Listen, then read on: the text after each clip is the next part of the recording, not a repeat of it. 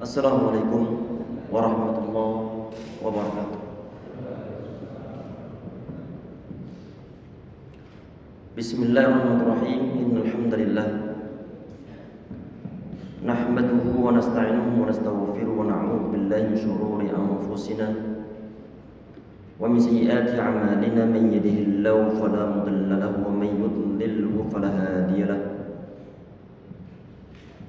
Wa asyhadu an la ilaha illallah wahdahu la syarika lah.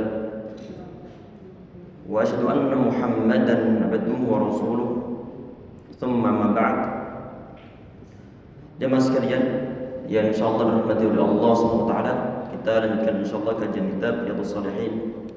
Semoga kita bisa mengambil banyak manfaat dari setiap kajian yang diadakan, dan semoga ini adalah merupakan suatu langkah awal kita untuk menjadi umat Rasulullah SAW yang mencengin dalam segi ittiba', dalam segi mengikuti sunnah-sunnah Rasulullah SAW. Insyaallah ya rabbal alamin. Insyaallah yang kita bahas adalah hadis yang ke 331 insyaallah. Bismillahirrahmanirrahim. Qala musannif rahimahullah wa nafa'ana bihi wa bi'ulumihi wa bi'ulumi sair salihin fid dharain amin. Wa an Abi Ayyub Al-Ansari radhiyallahu anhu. Ini beliau sahabat Ayyub. Beliau adalah Al-Khazraji An-Najjari. Beliau bercerita bahwa anna rajulan qala ya Rasulullah. Beliau cerita bahwa seorang laki-laki. Di sini beliau tidak menyebutkan siapa nama laki-laki ini.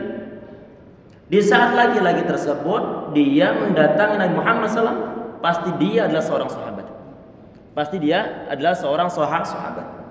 Kalau beliau adalah seorang sahabat, maka tidak akan dipermasalahkan oleh para ulama kalau misalnya sosok laki-laki dari kalangan para sahabat ini ternyata nggak disebutkan. Karena kenapa? Ulama-ulama di sunnah wal jamaah mereka sepakat bahwa semua sahabat itu adalah udul. Mereka adalah orang-orang yang bertakwa kepada Allah. Mereka adalah orang-orang yang di saat mereka membawa suatu berita, maka beritanya patut untuk dipakai ataupun dipercaya. Walaupun toh misalnya nama laki-laki tersebut tidak diketahui, sehingga gak bermasalah dari segi periwayatan suatu hadis. Lain nanti kalau misalnya disebutkan seorang laki-laki dari kalangan tabi'in, para ulama akan meliti ini siapa laki-laki ini. Karena kenapa? Karena tidak ada suatu jaminan secara khusus, sehingga perlu untuk diteliti. Kalau misalnya dia adalah orang thiqah, maka nanti dimungkinkan hadisnya adalah hadis yang sahih. Baik, kita perhatikan laki-laki ini sebagian di antara riwayat disebutkan bahwa laki-laki ini adalah sahabat Abu Ayyub Al-Ansari sendiri yang bercerita tentang masalah hadis yang ke-331 ini. Kemudian laki-laki ini dia bilang, "Ya Rasulullah, dullani ala amalin yudkhiluni al jannata yubaiduni an-nar." Ya Rasulullah, atau yubaiduni an-nar. Ya Rasulullah, mohon engkau berikan petunjuk kepada diriku, mohon engkau arahkan diriku ya Rasulullah tentang melaksanakan suatu amalan. Kalau aku laksanakan amalan tersebut bisa menyebabkan aku dimasukkan oleh Allah Subhanahu wa taala ke dalam surga-surganya. Tentunya ini dikaitkan tentang masalah rahmat Allah Subhanahu wa taala. Karena sebagian di antara riwayat bahwa seorang itu dia tidak masuk dalam surga sebab amal perbuatannya, kecuali memang yang aslinya buat masuk umat manusia dalam surga itu adalah rahmat dari Allah Subhanahu wa taala. Artinya tidak melulu suatu amal perbuatan langsung bisa masuk seorang ke dalam surganya Allah Subhanahu wa taala. Tetapi perlu ada suatu rahmat yang Allah Subhanahu wa taala berikan. Karena kenapa? Karena kalau sekedar amal perbuatan tanpa disertai dengan rahmat Allah Subhanahu wa taala, maka tidak akan mengcover kenikmatan-kenikmatan yang diberikan oleh Allah Subhanahu wa taala kepada umat manusia. Saking besarnya, sehingga di saat umat manusia yang mungkin dia ibadah dengan semau-mau dia, ibadah yang disertai dengan kurang-kurang, ibadah yang mungkin dari segi kualitas sangat minim, ini dia nggak mungkin bisa masuk ke dalam surganya Allah Subhanahu wa taala. Yang bisa masuk ke dalam surganya Allah Subhanahu wa taala adalah rahmat dari Allah Subhanahu wa taala. Dan di saat seorang dia mau beribadah, mau beramal saleh, itu pun merupakan suatu rahmat dari Allah Subhanahu wa taala. Taib.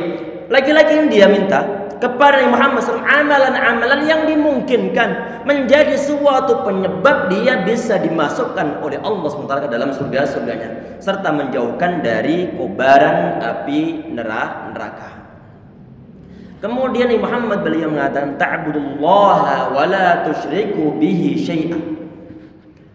Engkau menyembah Allah wa la tusyriku bihi syai'an, dan engkau tidak menyekutukannya dengan sesuatu apapun juga.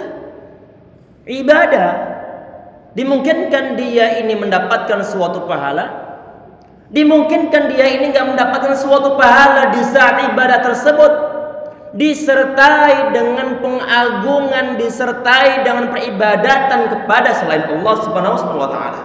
Berarti ini adalah suatu bentuk dari kemusyrikan. Kita perhatikan. Kemudian wa tuqimus shalah. Engkau dirikanlah salat.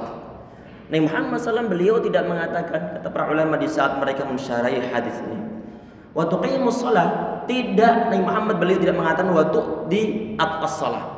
Beliau tidak mengatakan laksanakanlah salat. Tidak sekedar melaksanakan. Karena kenapa? Kalau sekedar melaksanakan, mungkin yang penting kewajiban telah tergugurkan, ataupun pelaksanaan suatu sholat sedangkan mutunya tidak ada. Ungkapan wa tuqimus shalah ini adalah lebih jauh dari sekedar pelaksanaan. Di saat ada orang sholat, dia memperhatikan masalah kewajiban yang ada dalam sholat, memperhatikan masalah rukun-rukunnya, memperhatikan masalah kesunahannya, memperhatikan masalah kekhusyuannya. Inilah yang disebut sebagai qamatus shalah, disebut sebagai tuqimus shalah. Berarti bukan sekadar melaksanakan, tetapi adalah mendirikan. Ini aqama yuqimu, maksudnya adalah mendirikan salat. Ini adalah di saat ada orang dia salat, kewajiban dia perhatikan, rukun-rukun dia perhatikan, dilaksanakan secara sempurna. Di samping itu pula kesunahannya dia berusaha untuk menggapainya. Orang yang sholat itu, orang yang mau ibadah yang berupa sholat, dia itu nggak mungkin tahu tentang sunnah-sunnah sholat itu apa kalau dia nggak mau untuk mengaji. Ataupun di saat dia salat, kadang-kadang ini ada suatu kewajiban, ada suatu rukun yang tidak dia laksanakan. Karena kenapa? Karena dia tidak mau untuk mengaji, sekedar ngikut-ngikut dari awal dia berhijrah. Sedangkan untuk mau mendengarkan suatu kajian dia ogah sangat. Sehingga bagaimana? Kebiasaan-kebiasaan orang yang dia ikutin di saat dia awal berhijrah ataupun awal bertaubat, terus dia laksanakan, padahal orang yang diikuti ini juga dia ngikut-ngikut saja. Padahal juga saat diikuti ini mungkin ada sebagian hal yang tidak syar'i yang dilaksanakan oleh orang-orang ini. Ini kenapa kok dia nggak bisa melaksanakan suatu kesunahan? Karena memang dia tidak mau menghadiri suatu kajian khususnya yang berkaitan dengan masalah hukum-hukum fikih. Mungkin kita pernah sampaikan sebelumnya 3 materi. Yang pertama tentang masalah akidah. Jangan tidak ikut mempelajari. Kemudian yang kedua menyangkut masalah hukum-hukum fikih, menyangkut masalah hukum-hukum fikih, hal haram, bagaimana cara berwudu, bagaimana cara beribadah, bagaimana cara sholat, termasuk kesempurnaan dalam sholat. Yang ketiga adalah menyangkut masalah akhlak. Ini 3 materi adalah materi inti dalam syariat agama Islam dan jangan ditiadakan dalam kehidupan kita. Perlu untuk meluangkan waktu walaupun toh cuma sepekan sekali. Walaupun toh cuma sepekan sekali. Luangkan waktu. Kalau seandainya Ustaz suatu saat Anda lagi sibuk, nggak mungkin kan untuk hari dalam suatu kajian. Saya nak kajian secara online. Qadarullah hari ini jaringan nggak tersambung. Qadarullah masyafa'al. Tapi Anda rekam insyaallah. Baik, kita kembali bahasannya ya ikhwas sekalian. Di saat ada suatu ibadah salat dikerjakan oleh seorang, rukunnya iya, kewajibannya iya, sunnah-sunnahnya iya, kekhusyuannya juga dia perhatikan, maka salat-salat semacam ini adalah inna salata tanha 'anil fahsya'i wal munkar. Sesungguhnya salat itu bisa mencegah suatu perbuatan keji dan juga suatu kemungkaran. Semakin bermutu salat kita, semakin besar efek yang ditimbulkan dalam melarang kita mencegah suatu perbuatan keji ataupun mungkar. Semakin jauh kita dari suatu haraman. Karena kenapa? Karena sudah janji Allah SWT, aqimus salata inna salata tanha 'anil fahsya'i wal munkar.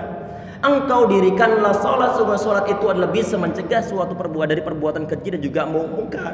Artinya kalau misalnya ada orang dia itu salat cuma kok masih korupsi, berarti ini bermasalah dari segi salatnya. Di saat ada orang salat dia kok masih durhaka terhadap orang tuanya, bermasalah dari segi salatnya. Di saat dia itu salat tapi kok masih pacaran saja, berarti ada masalah dari segi salatnya. Karena salat di saat dilaksanakan secara sempurna ataupun nanti semakin kualitas semakin besar, maka semakin efek yang dirasakan oleh seorang yang musalli, orang yang salat ini juga semakin besar. Ini berarti kita perlu untuk introspeksi diri, melihat keadaan diri kita masing-masing. Kok ada sebagian di antara perbuatan kita yang tidak syar'i, kita cek terlebih dahulu, ini kira-kira sholat anak ini dibagi dari segi apa yang bermasalah ini. Biasanya yang paling mudah untuk dipelajari kan menyangkut masalah kewajiban-kewajiban, menyangkut masalah sunnah-sunnah, menyangkut masalah rukun-rukun dalam sholat. Ini mudah untuk dipelajari. Tetapi yang susah itu ada dari segi kekhusyuan, dari segi niat dalam hati kita. Apakah kita sholat itu memang untuk Allah ataukah untuk yang lain? Di saat kita sholat, apakah memang fokus untuk ibadah kepada Allah SWT, ataukah pikiran kita berpelesir, rekreasi, tubuh kita di masjid cuma Allah alam, pikiran kita kemana? Yang semacam ini beratnya bukan main untuk bisa mencegah suatu perbuatan keji dan juga mungkar. Karena kenapa? Ini adalah di saat seorang hamba dia sholat, maka nanti ada suatu hal yang bisa dilaksanakan, yang dia dapatkan di saat sholatnya itu adalah sholat yang benar. Jadi intinya di sini ikhwas sekalian, yang insya Allah dirahmati oleh Allah subhanahu wa ta'ala. Jadi ini perlu untuk menjadi suatu PR untuk kita semuanya. Kita cek terlebih dahulu tentang ibadah kita, khususnya yang berkaitan tentang masalah sholat, khususnya menyangkut masalah kekhusyuan. Sebagian di antara hadis Muhammad SAW beliau mengatakan, innar rajul la yansarif, sesungguhnya seorang laki-laki dia itu bubar dari sholatnya, artinya selesai sholat, la yakhruju minha illa kutiba, dia tidak keluar dari sholatnya kecuali dituliskan mungkin usyuruha, cuma sepuluhnya, ataupun mungkin tusuha 1/9 pahala, ataupun sumunuha 1/8, ataupun subuha 1/7, ataupun sudusuha, ataupun mungkin cuma setengahnya. Sebagian di antara riwayat mungkin bahkan nggak mendapatkan suatu pahala apa-apa. Kalau nggak mendapatkan suatu pahala apa-apa di saat dia sholat, maka di saat dia sholat sebelumnya dia nggak mendapatkan suatu efek positif. Saat dia selesai sholat, efek positifnya juga nggak dia dapatkan. Karena kenapa? Kekhusyuan tidak dia miliki. Berarti dia itu tidak menjalankan suatu sholat sebagaimana mestinya. Kemudian Nabi Muhammad SAW, beliau di sini mengatakan, wa tuqimus shalah wa tu'tiz zakata. Kita perhatikan di sini, wa tu'tiz zakata. Ini kita bisa membaca wa tu'tiyaz zakata.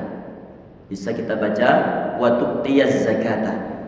Tetapi harokat fathahnya bukan karena faktor dinasabkan, tetapi adalah karena littaqai sakinain, karena bertemu dengan dua sukun, wa tu'tiz zakata kemudian yakni dia berikan suatu harakat fathah sehingga waktu dia zakat. Walaupun sebelumnya berupa dhammah karena fathahnya bukan karena mengikuti dari segi pengeropannya. Tapi kita perhatikan ya ikhwah sekalian. Kita perhatikan di sini waktu dia zakat dan engkau menunaikan zakat, mengeluarkan zakat. Kalau masalah sholat itu adalah ra'sul ibadah al-badaniyah ataupun al-jismiyah.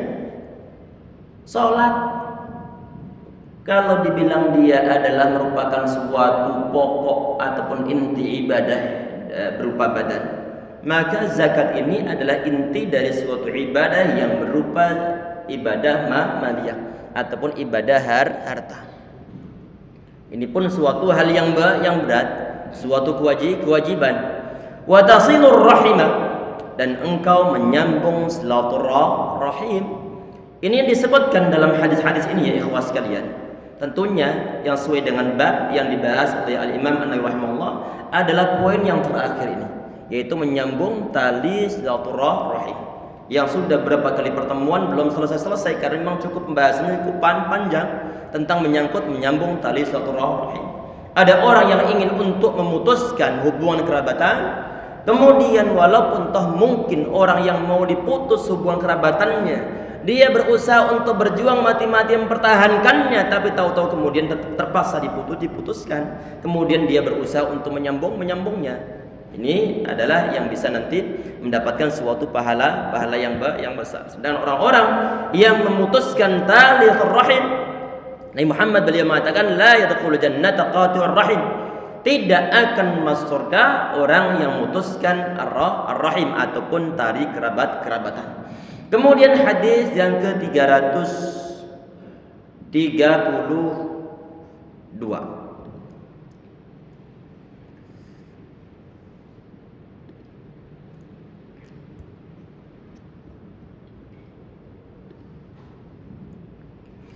Wa an Salman ibn Amir radhiyallahu anhu an-Nabi sallallahu alaihi wasallam, dari Nabi Muhammad SAW, qala, beliau bersabda, idza aftara ahadukum falyuftir ala tamr. Kalau salah seorang di antara kalian berbuka puasa, maka berbuka puasalah dengan menggunakan tamr ataupun menggunakan kurma. Fa innahu barakah, maka sungguhnya tamr itu ada keberkahan. Fa in lam yajid tamran fal ma', kalau tidak mendapatkan tamr maka berbukalah menggunakan air. Fa innahu tahur, karena sungguhnya air tersebut bisa mensucikan. Wa qala, Nabi Muhammad sebagian dan riwayat beliau mengatakan as-sadaqatu 'alal miskin ya sadaqatun, bersedekah yang diberikan terhadap seorang fakir miskin itu adalah bernilai suatu pahala sedekah. Wa 'ala dzirrahim thintan, suatu sedekah pemberian yang diberikan terhadap orang yang punya ikatan kerabatan atau kerahiman ada dua pahala. Yang pertama adalah sadaqatun, pahala sedekah. Yang kedua adalah pahala silaturahim. Hadis ini ya ikhwah sekalian, menurut sebagian di antara ulama, hadisnya adalah hadis yang dhaif ataupun lemah. Hadis ini tapi dihasankan oleh Al-Imam At-Tirmidzi rahimahullah. Saat mungkin sebagian di antara ulama mereka mendhaifkan hadis ini, tetapi didukung oleh hadis-hadis yang tidak jauh dengan adanya hadis-hadis ini, dan juga hadis yang disahihkan oleh Syekh Al-Albani rahimahullah dari sahabat Anas bin Malik radhiyallahu anhu. Kata beliau, ma ra'aitu Rasulullah sallallahu alaihi wasallam shalla salatal maghribi hatta yuftira. Kata beliau, aku tidak melihat Nabi Muhammad SAW beliau melaksanakan salat maghrib sampai beliau berbuka puasa terlebih dahulu. Azan dikumandangkan, awal azan beliau berbuka puasa. Belum berbuka puasa Nabi Muhammad SAW beliau tidak akan melaksanakan suatu salat maghrib. Artinya bagaimana? Buka puasa terlebih dahulu, baru kemudian melaksanakan salat maghrib secara berjamaah. Walau ala syarbati ma, walaupun toh hanya seteguk air. Sebagian di antara riwayat kana yabda'u idza aftara bitamr. Ini hadisnya yang sehaluan dengan hadis yang disebutkan dalam hadis 332. Nabi Muhammad SAW di saat beliau memulai berbuka puasa, beliau mulai dengan menggunakan tamr, bada bitamr. Aftara bitamri. Ada tersedia semua macam. Ini kebiasaan kita ini. Kelewatan di saat lagi Ramadan. Menu-menu yang enggak ada di selain Ramadan semua muncul di sana. Semua muncul di sana. Hal-hal yang langka tahu-tahu muncul di meja kita. Tayyib. Ini beratnya bukan main, yang model-model yang semacam ini. Seakan-akan kita itu saat lagi Ramadan ngurus makan tok isinya. Ngurus makan tok. Sehingga semua hidangan ada di meja makan. Sampai bertumpuk-tumpuk istilahnya. Sampai bertumpuk. Tayyib. Ada bakwan, ada somai, ada bakso, ada kolak, ada es truk, ada es buah, ada es durian, yang lain sebagainya. Ada tamr, ada korn. Kadang-kadang nggak disentuh, sengaja yang ditaruh dekat dia itu adalah selain tamr ditaruh yang kesekian. Tentunya ini tidak sesuai dengan kesunahan Nabi Muhammad SAW. Maka kita dahulukan terlebih dahulu, walaupun toh Ustaz Anda nggak terbiasa kalau makan tamar Ustaz. Biasakan masakan diri untuk makan 1 biji tamar aja, nggak bisa. Yang penting untuk mendapatkan suatu kesunahan. Awal-awal memang perlu untuk dipaksa.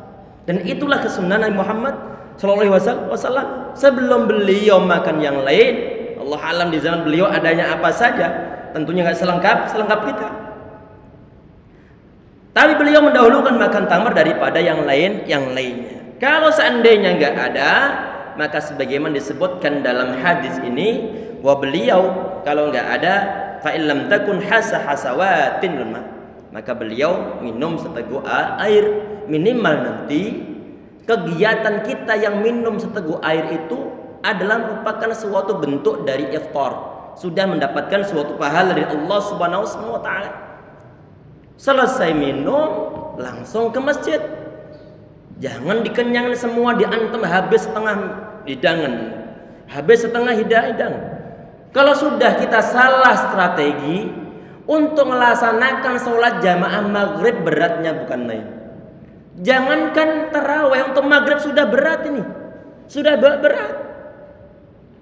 berat, kemudian kita disuruh untuk melaksanakan sholat isya berjamaah. Kemudian disunahkan untuk melaksanakan suatu sholat tarawih. Disuruh untuk diwajibkan untuk sholat isya berjamaah, kemudian disunahkan untuk sholat tarawih. Ini beratnya bukan main. Maghrib aja berat, sudah penuh perut kita. Untuk berjalan juga malas. Kenapa kok malas? Karena ini perut kita saat itu lagi sibuk-sibuknya. Lagi sibuk-sibuknya. Disibukkan dengan kegiatan yang mungkin satu meja makan diantem semuanya. Ini kita berarti salah strategi. Nabi Muhammad SAW di saat beliau puasa, perut beliau nggak langsung tentunya di saat seharian tidak terisi apa-apa. Air juga enggak, makanan juga enggak. Artinya perut kita lagi kosong. Kalau lagi kosong, jelas nggak sesuai dengan kesehatan kalau semua makanan langsung diantam sampai kemudian habis. Perlu ada persiapan, perlu ada pemanasan. Pemanasan yang digunakan Nabi Muhammad SAW adalah beliau makan tamar. Apalagi kalau kita baca-baca tentang masalah gizi, tentang masalah efek negatif, efek positif dari segi kepositifan di saat seorang itu dia berbuka menggunakan tamar. Masya Allah. Tayyib ya ikhwas sekalian. Nabi Muhammad SAW menurut sebagian dan riwayat yang lainnya, beliau itu yuftiru ala ruqabat. Ini adalah pilihan yang pertama. Sebagian di antara riwayat, rutab itu apa? Rutab itu adalah tamar yang setengah matang. Sebagian matang, sebagian masih mentah. Tayyib. Ini Anda sengaja untuk yang barangkali sebagian di antara antum belum pernah melihatnya. Kalau zaman-zaman dahulu mungkin sesuatu yang jarang, tapi kalau zaman kita saat dimudahkan dengan adanya all-shop, dimudahkan dengan adanya teknologi sehingga mudah untuk mendapatkan tamar tersebut. Tayyib, kita perhatikan. Barangkali belum ada yang pernah melihat.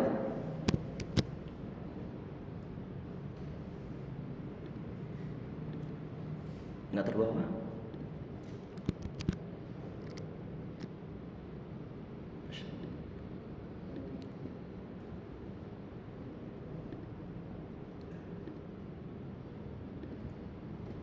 Sebentar ya, ikhwah.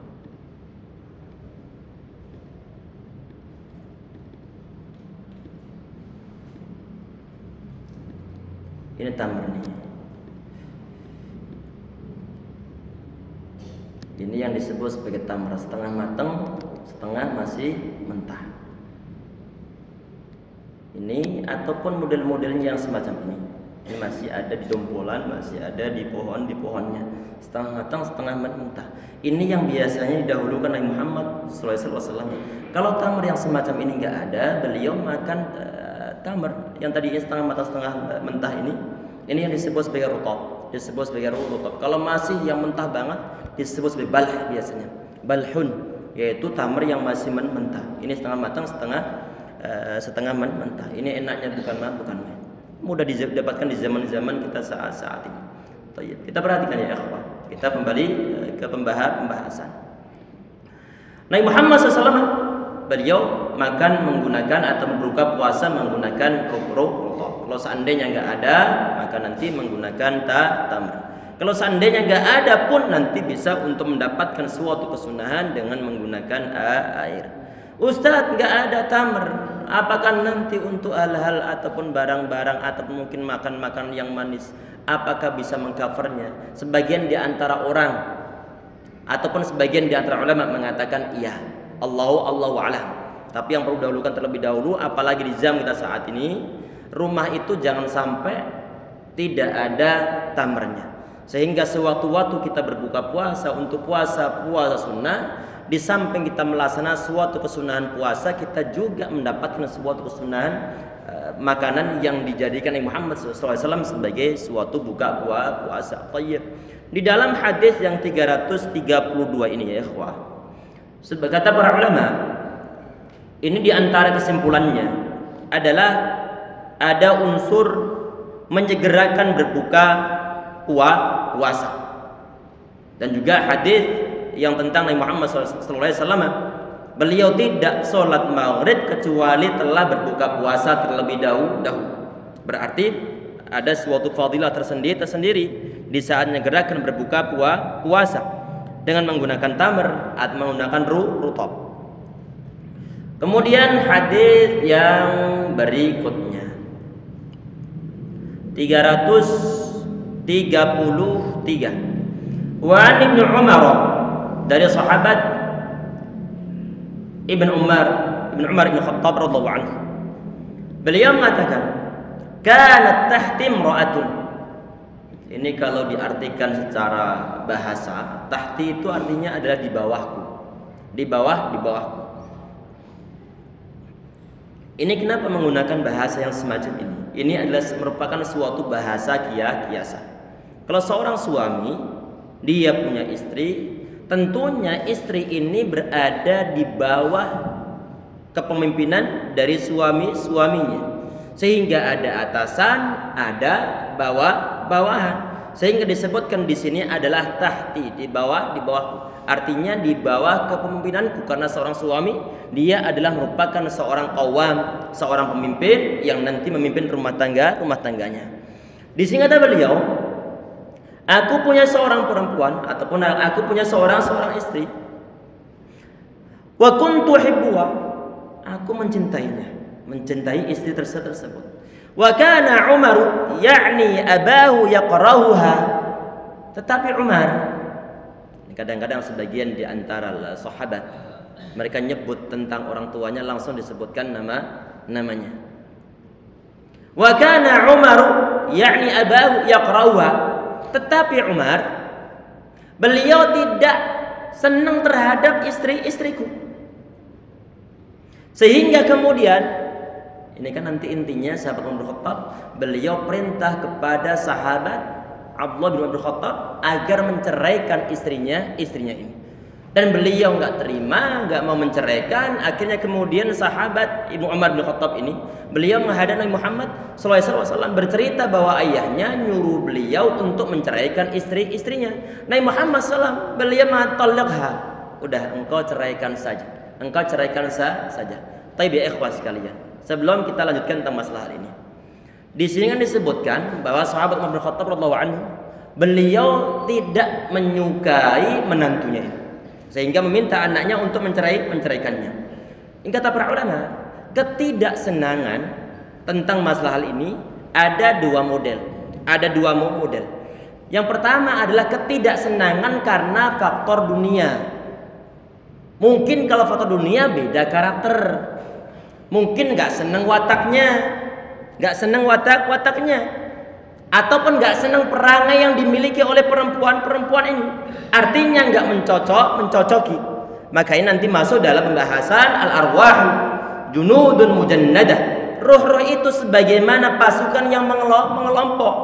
Fama ta'arafa minha talaf wa ma tanakara minha ikhtalaf.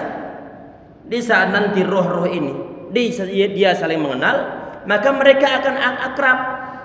Di saat nanti mungkin dia tidak saling mengenal, maka dia nanti akan saling mengingkari ataupun timbul suatu ketidakcocokan. Ini berarti untuk urusan masalah cocok ataupun tidaknya, berarti menyangkut masalah chemistry, istilah-istilah anak-anak zaman kita saat ini, ataupun mungkin adalah tidak sefrekuensi, enggak sefrekuensi. Di saat misalnya begini ya, ikhwan, menantu sama mertuanya sama-sama suka main bola. suka main bola. Berarti sefrekuensi mereka ini. Di saat menantu ini dia kesukaannya juga disenangi oleh mertuanya. Misalkan saja berarti mereka itu sefrekuensi. Ataupun di lembah yang sama, berarti itu adalah rohnya adalah mempunyai suatu kecocokan. Kalau seandainya nggak cocok, maka nanti mereka akan saling mundur, sehingga saling menolak, timbul ketidakcocokan. Walaupun toh misalnya satu manhaj, kalau perangai nggak cocok, maka susah untuk bergaul bareng, itu susah. Untuk bergaul bareng susah. Di saat diajak kumpul, berhubung mungkin anak nggak cocok dengan si dia ini, walaupun toh beliau masya Allah rajin bukan main, tapi anak nggak cocok. Misalkan saja, ini berarti untuk urusan perangai, berarti yang di saat sahabat Umar bin Khattab radhiyallahu anhu beliau tidak menyukai ini si perempuan, kemungkinan pertama adalah karena faktor urusan dunia. Kemudian yang kedua adalah karena faktor urusan akhirat, karena faktor urusan agama. Si istri ini mungkin sahabat Umar bin Khattab, kata para ulama ini kemungkinan beliau melihat ada hal dari segi dunia yang dari segi agama yang tidak disenangi oleh sahabat Umar bin Khattab radhiyallahu anhu. Sehingga bagaimana? Beliau untuk menyelamatkan putranya, nyuruh putranya untuk menceraikan istri ini, untuk menceraikannya. Tayyib, kita perhatikan di sini. Tentunya sahabat Abdullah bin Umar bin Khattab, anaknya ini, nggak mau untuk menceraikan. Akhirnya kemudian beliau mendatangi Nabi Muhammad SAW. Setelah mendatangi beliau, bercerita tentang kemauan dari ayahnya untuk menceraikan istri Nabi Muhammad, beliau mengatakan talliqha, engkau ceraikanlah. Berarti Nabi Muhammad SAW ini beliau percaya tentang keputusan sahabat Umar bin Khattab radhiyallahu anhu. Saat misalnya dibilang, apakah ini bisa disimpulkan bahwa kalau misalnya orang tua itu dia nyuruh anaknya untuk menceraikan istri, apakah perlu untuk ditaati sebagaimana sahabat Abdullah bin Umar bin Khattab mentaati orang tuanya menceraikan ini si wanita? Kata para ulama, ini tidak secara mutlak, tetap perlu dilihat kasus per kasus. Karena yang pertama, Nabi Muhammad SAW beliau tahu bahwa keputusan ataupun suatu nasihat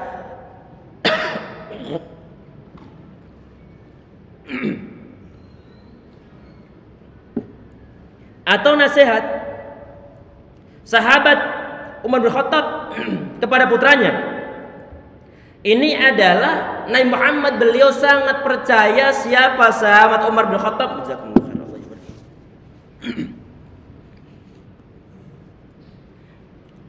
Sehingga beliau langsung mengikuti atau mengiyakan saran dari sahabat Umar bin Khattab radhiyallahu anhu. Kita perhatikan ya ikhwah, sebagian di antara riwayat kisah sangat masyhur. Nabi Muhammad SAW suatu saat beliau didatangi perempuan-perempuan dari kalangan orang-orang Ansor, dari kalangan perempuan orang Ansor. Ada yang bertanya, ada yang mungkin konsultasi atau urusan yang lain. Kalau perempuan ketemu perempuan dimanapun juga pasti hebohnya bukan main. Pasti hebohnya bukan main. Termasuk di saat di zaman Nabi Muhammad SAW. Kemudian di saat tengah-tengah kumpul tersebut, sahabat Abu Khattab radhiyallahu anhu beliau mengucapkan salam. Ini perempuan-perempuan langsung mereka sembunyi semuanya. Langsung sembunyi semuanya. Nabi Muhammad SAW beliau langsung tertawa. Beliau langsung tertawa. Saat ditanya, "Loh, kenapa engkau tertawa ya Rasulullah?" Kata beliau, "Ajibtu min haula'i allati kunna 'indi." Aku heran dengan perempuan-perempuan yang tadi di sini ini. Di saat mereka mendengar suara, mereka langsung bersembunyi. Mereka langsung bersembunyi. Sahabat Umar beliau mengatakan, "Fa anta ya Rasulullah kunta haqqo." Engkau lebih berhak untuk dihaibain oleh perempuan ini. Kemudian beliau mengatakan, "Bagaimana mungkin kalian, wahai perempuan-perempuan yang menjadi musuh dari dirinya sendiri, bagaimana mungkin kalian lebih takut kepada diriku daripada takut kepada Nabi Muhammad SAW? Bagaimana mungkin kalian lebih sungkan kepada diriku daripada kepada Nabi Muhammad SAW?" Kemudian dijawab oleh perempuan-perempuan ini, "Engkau lebih kasar wahai Umar, engkau lebih keras. Nabi Muhammad gak begitu modelnya, sehingga kami takut. Nabi Muhammad kemudian beliau mengatakan, "Walladzi nafsi biyadihi ma laqiyaka syaitanu qat." Demi Tuhan, demi Rabb yang jiwaku berada dalam genggaman tangannya, tidaklah setan itu bertemu dengan engkau kecuali setan tersebut akan menempuh jalur yang lainnya. Ini Umar bin Khattab radhiyallahu anhu. Sebagian di antara riwayat, kalau seandainya setelah Nabi Muhammad SAW beliau ada nabi, lakana Umar bin Khattab. Kalau seandainya setelahku ada nabi, niscaya yang menjadi nabi adalah sahabat Umar bin Khattab radhiyallahu anhu. Sebagian di antara riwayat ya ikhwas sekalian, ayat Al-Quran yang isinya ngikutin atau sesuai dengan yang diusulkan sahabat Umar bin Khattab radhiyallahu anhu itu ada tiga ayat. Tentang masalah hijab, tentang masalah Asra Badrin, tentang masalah tawanan perang Badar, termasuk diantaranya adalah tentang masalah apa lagi? Satu lagi tentang masalah sholat di belakang makam Ibrahim. Ini adalah sahabat Umar bin Khattab radhiyallahu anhu. Di saat misalnya ada orang bilang, "Bagaimanakah ini orang tua saya minta kepada saya untuk menceraikan istri saya?" Nggak boleh untuk ditolak misalnya saja. Nggak boleh untuk ditolak. Kalau seandainya dia bilang begitu. Saat dianjurkan oleh seorang ustaz, jangan diceraikan dulu. Lihat per-kasusnya. Kemudian orang ini dia bilang, "Loh, bukankah sahabat Umar bin Khattab radhiyallahu anhu beliau bisa menyarankan anaknya untuk menceraikan istrinya? Anaknya langsung setelah disetujui Nabi Muhammad SAW langsung menceraikannya. Bukankah itu suatu kewajiban bagi anak untuk menceraikan istri di saat orang tuanya nyuruh untuk menceraikan?" Ini pertanyaannya ya ikhwas sekalian juga diajukan di zaman Imam Ahmad bin Hanbal rahimahullah. Ini dituliskan dalam kitab oleh Imam Ibn Muflih rahimahullah dalam kitab Adab Syar'iyyah. Imam Ahmad bin Hanbal rahimahullah, "Iya silahkan kalau seandainya," beliau mengatakan, "Iya silahkan kalau seandainya ayah anda selevel dengan Umar bin Khattab radhiyallahu anhu." Intinya bahwa di saat ada orang tua dia minta kepada anaknya untuk menceraikan istri, maka dilihat kasusnya terlebih dahulu. Jangan langsung diceraikan. Apalagi mungkin sebagian di antara orang tua mungkin terbawa hawa nafsu, nggak ada suatu pertimbangan akhirat. Sebagian di antara orang tua nggak senang tentang mungkin anaknya ataupun menantunya yang dia mungkin penampilannya sudah syar'i, sedangkan mertuanya belum syar'i, sehingga nggak senang, apalagi diojok-ojoki, dipengaruhi oleh para tangganya. Sehingga bagaimana? ini si menantu sudah benar aslinya, tapi sebagian di antara orang tua nggak senang, sebagian di antara mereka, sehingga mereka maksa kepada anaknya untuk menceraikan istrinya. Baik, nanti untuk pembahasan yang terakhir ini akan kita ulang sedikit insyaallah nanti di pertemuan berikutnya. Semoga bermanfaat untuk pembahasan kita kali ini. Semoga Allah SWT memudahkan kita untuk melaksanakan sunnah Rasulullah SAW insyaallah ya rabbal alamin. Subhanaka bihamdika asyhadu an la ilaha illa anta astaghfiruka wa atubu ilaik. Assalamualaikum warahmatullahi wabarakatuh.